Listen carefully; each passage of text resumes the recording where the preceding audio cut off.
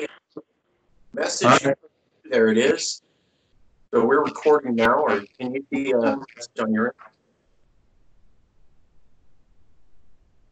Sam, do you see a message on your end that says recording? Okay, can you hear me? I can hear you good, yeah. Well, we're recording, so I have your permission to record, just to make it plain. No, you don't work for the NSA.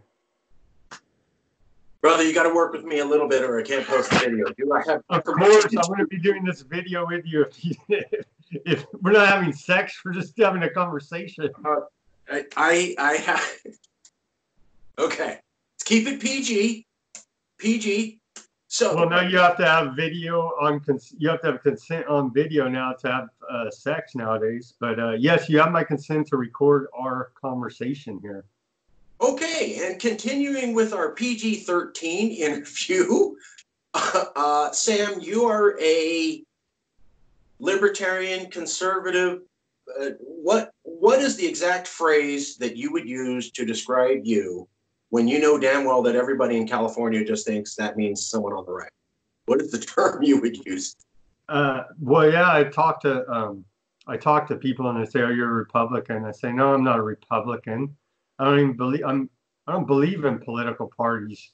Okay, there's a left-right paradigm that's a lie, but that they want to divide us up in. Hey, man, I'm to each their own. You do whatever you want.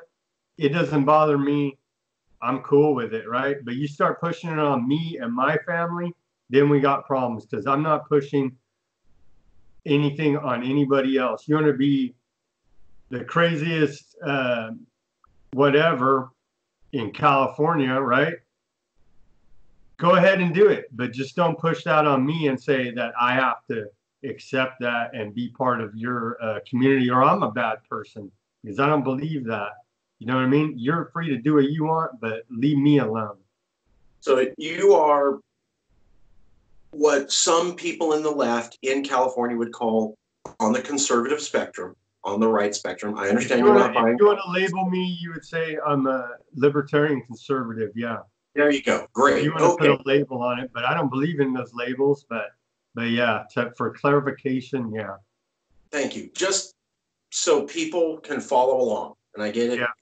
Sam doesn't exactly believe in labels, but just so that you can get one so that we can move on.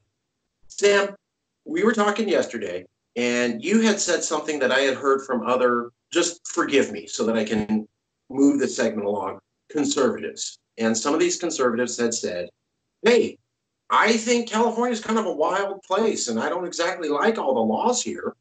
But yes, all conservatives, libertarians, or ex-Republicans, whatever the phrase is, should support California being independent because it would be better for independent. Now, you said that, and I had heard Aaron Gleason, who wrote for The Federalist, also said that.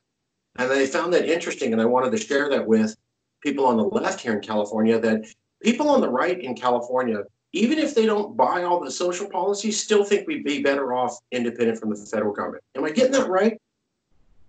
You got it right, and I'll take it one step further. Where do you want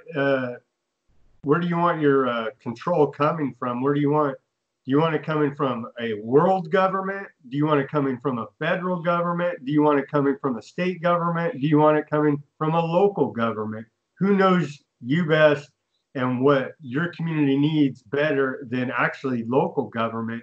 But we'll take it to the state level because we're staying inside the constructs of the Constitution, so to speak, hypothetically, even though we know that they flushed that down the toilet a long time ago.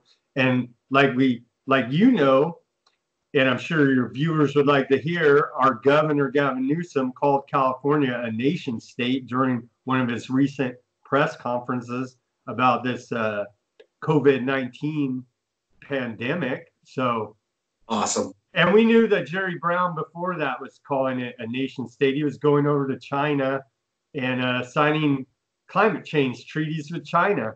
And so yeah, obviously local control, state control, the 10th Amendment, I mean, I believe in all that, is a lot better than being dictated to from Washington, D.C. or some bureaucrat from who knows where, a spaceship ruling the world government. You know what I mean? Because take a look at the EU. They already have it set up where if you're in the EU, you have to be dictated to from people in Brussels, right?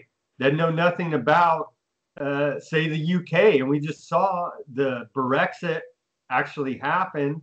So the UK can leave the EU. So we saw that most people think independent sovereign nation states are the way to go. Yeah, definitely seen that with the COVID-19 response. Californians backed the governor when he said, we're basically closing the borders to travel. But that's unheard of. That's racist, xenophobic, all the other politically correct nonsense. But it only makes sense. You can't have uncontrolled immigration in a welfare state. That's an economic fact. It will cause your economy to collapse. That's Milton Friedman, Nobel Prize winning economist. But I'm just saying that yeah, you're right. Traditionally, when people talked about closing borders and us versus outsiders, it was coming from the hard right. But we have seen Governor Newsom in California, celebrated by Californians. so is he now a big racist xenophobe? No, he's just using some kind of border control to help not spread this virus as fast as it would be if we just had uncontrolled immigration.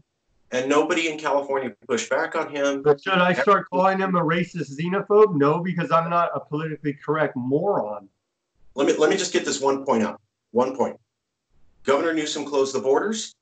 He said, we're all in it together as Californians. We're cutting off everybody in America and the world who's not Californian. He was loved by Californians and they totally supported that move, which kind of says Californians, when it comes down to it, believe we're in it on our own and we're not actually part of the rest of America because we cut off travel to everybody. So it's Californians backing nationalism and borders. And we saw that recently. And like you said, the governor said we're a nation state in his primary response to the coronavirus.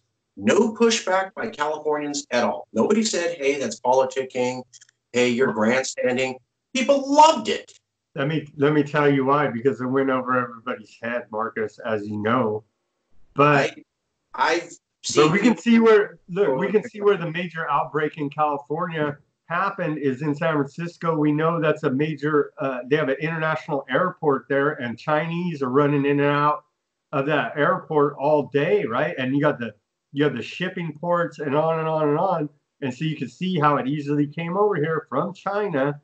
And it had to be done, it had to be done. Oh, yeah, absolutely. Absolutely. Okay, so I will end it there. And I'll call you back for part 2. Okay. Okay.